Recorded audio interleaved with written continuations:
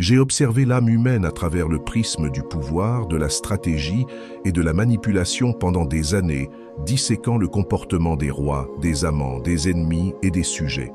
J'ai découvert que l'ego est la racine des décisions les plus dangereuses.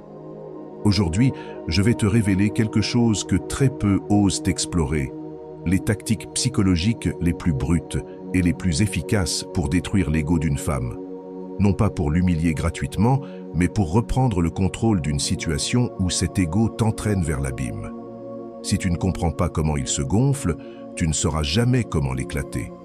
Reste jusqu'à la fin. Chaque point est une arme, chaque mot est une balle qui touche le cœur de sa vanité. Tactique 1. L'indifférence calculée. Détruire l'ego d'une femme commence par un acte qui paraît subtil, mais qui est aussi dévastateur qu'un poison lent. L'indifférence. Il ne s'agit pas simplement de l'ignorer, mais de le faire avec précision, d'être présent mais émotionnellement absent. La regarder sans désir, l'écouter sans émerveillement, être là sans appartenir. Plus elle se croit précieuse, plus le choc sera violent de ne pas obtenir ton attention. Son ego se nourrit de validations constantes, de regards approbateurs. Si tu refuses de refléter son image, elle commence à vaciller. Ton indifférence doit être ressentie comme une décision délibérée, comme si elle ne méritait même pas ton regard. Cela la pousse à se comparer, à douter, à chercher ses défauts. Chaque seconde sans réaction devient une insécurité corrosive. Mais attention, ne cède jamais. Si tu la complimentes ensuite, tout s'effondre. Cette tactique exige froideur et constance. Elle brise sans bruit, sans marque visible. Un silence stratégique vaut plus que 1000 mots vides. Et lorsque tu ne réagis plus du tout, son ego s'écroule comme une couronne qui tombe sans qu'on la touche. Tactique 2. Le compliment qui désarme. Rien ne détruit plus un ego féminin égocentrique que de complimenter ce qu'elle déteste chez elle, tout en ignorant ce qu'elle valorise le plus. Il s'agit de repérer une caractéristique qu'elle juge banale, voire honteuse, et de l'exalter comme si c'était quelque chose d'unique et désirable. En même temps, ne fait jamais allusion à ce qu'elle considère comme son atout majeur. Cette dissonance la désoriente profondément, l'oblige à remettre en question son identité. Par exemple, si elle est fière de son corps, ignore-le et admire un grain de beauté, un tic de langage, une insécurité qu'elle cache. Ce compliment n'est pas une flatterie, c'est une manipulation émotionnelle.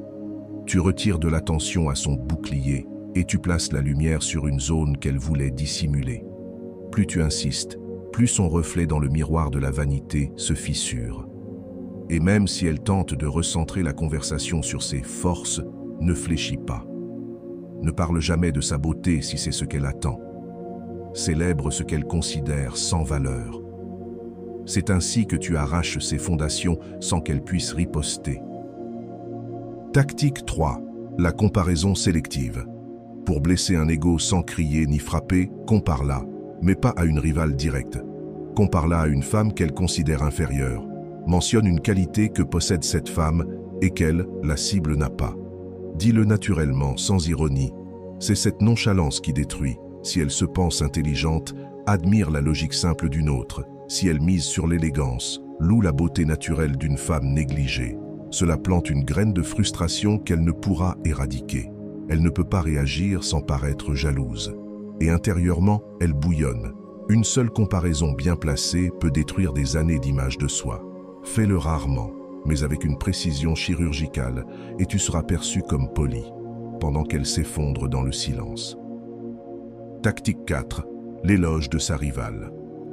Une méthode cruelle mais efficace. Faire l'éloge de la femme qu'elle déteste.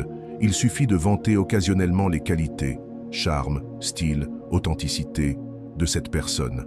Mais choisis toujours la qualité que ta cible pense dominer. Si elle croit être irrésistible, parle du charme de l'autre. Si elle se vante d'avoir du style, loue celui de sa rivale.